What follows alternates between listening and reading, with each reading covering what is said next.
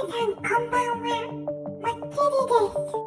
今日は皆さんに熱すぎる耳の楽園、略して ASMR を体験してもらおうと思います。それ合ってる？第1回は耳かき編です。こちらが耳かきです。商品紹介動画で見たことあるやつ。でももちりさんの真っ白な手背景にしたら耳かきの色薄くてなんかむしろ見えにくい。けど本人楽しそうだしまあいいか。それでは最初はペンギンさんです。いきますよ。びっくりしたでしょ。次は亀吉さん、いきますよ。びっくりしてイヤホンを外してしまいました。それよりこいつ面白い顔したな。どんな感じ？そろそろ気になる。早く貸して。よいしょっと。準備 OK。